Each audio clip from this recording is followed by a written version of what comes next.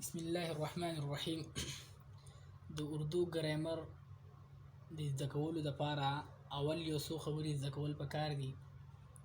اولنۍ دا خبره چې کسی بھی زبان کی بنیادی اکائی اس کے اصول و قواعد ہے.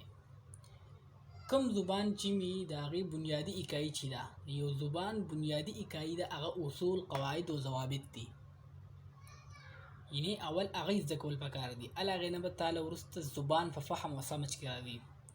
زبان پہلے وضع ہوتی ہے اور قواعد بعد میں. زبان چې دا نوم بې وضع کیږي او قواعد د هغې نه بعد. کله دې ته نکات بعد الوقوع هم وایي چې اول زبان او د هغې نه بعد وروسته بیا خلک احکام او قواعد او ضوابط او اصول راوباسي او بیا هغې دپاره هغه ګرامر شي.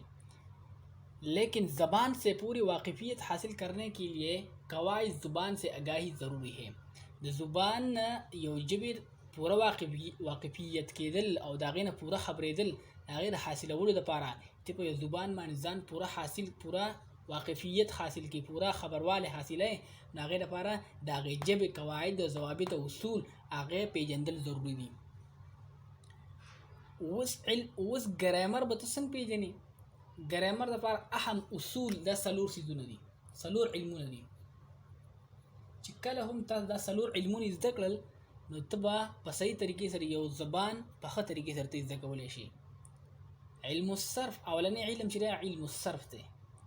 علم الصرف هغه به انشاءالله نورو کلاسونو کې بیا روان دی چې څه ته وایي او څه ته نه وایي، بلکې هغه په دې کلاس کې دی. بیا علم النحو، علم البیان، علم البدیع انشاءالله روانو کلاسونو کې وایو.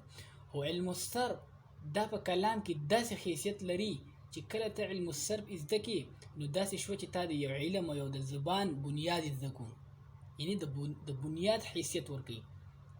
او دویم علم النحو ده. علم النحو چې زده کړه نو دا یو حیثیت، داسې حیثیت ورکوي لکه چې د بنیاد د پاسه ته دیوالونه وکړي، یعنې د دیوالونه حیثیت ورکوي، داسې په زبان کې پختګي او ښایستهوالی راولي.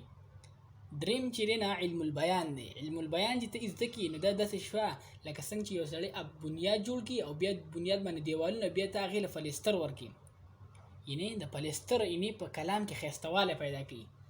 او علم البدیع چې دی نو دا په حیثیت د رنګ باندې، معنی دا ده چې ته یو ابادي رخ کړې او هغه پلستر هم کړې او ته هغې له رنګ ورکړې، یعنې هغه بیا ښایستهوالی د هغې سره پیدا کوي. دا شان علم البدیع چې ته زده کړې ستا په کلام کې به ښایستهوالی، فصاحت، بلاغت پکې. اوس د اولنی علم الصرف څه ته وایي؟ علم الصرف لغت کې وایي فیر کو کہتے ہیں، یعنی اړول راړول، یو صیغه اړول راړول، یو لفظ اړول راړول چې دا به ته څنګه بدلې څنګه به نه بدلې. اصطلاح کې څه ته وایي؟ جس میں الفاظ کی تغیر و تبدیل کا مطالعہ کیا جاتا ہے، کہا جاتا ہے. معنی دا ده چې په علم الصرف کې به ته د الفاظو یو لفظ دی د هغې د تغیر او د تبدیل مطالعه به کوې چې دې کې به تغیر څنګه راځي، تبدیل به څنګه راځي، چې دلته تغیر راشي نو دا صیغه به څنګه شي، د دې معنی دلته څنګه شي، چې دلته بدل شي نو دې به بیا معنی څنګه شي. معنی دا ده چې په دې کې به ته د صیغې د الفاظو تغیر او تبدیل مطالعه کوې. اس سے مختلف کلمات کی ساخت کا پتہ چلتا ہے اور دې په وجه باندې د مختلفو کلماتو د هغې هغه شکل او د هغې به ته پته لګي چې دا آیا د واحد صیغه ده، که د تثنیې ده، که د جمع ده، که د واحد، که د مذکر ده، که د مؤنث ده، یعنې چې کومه صیغه ته پکې آی کې پته لګي د هغې علم الصرف د وجې نه.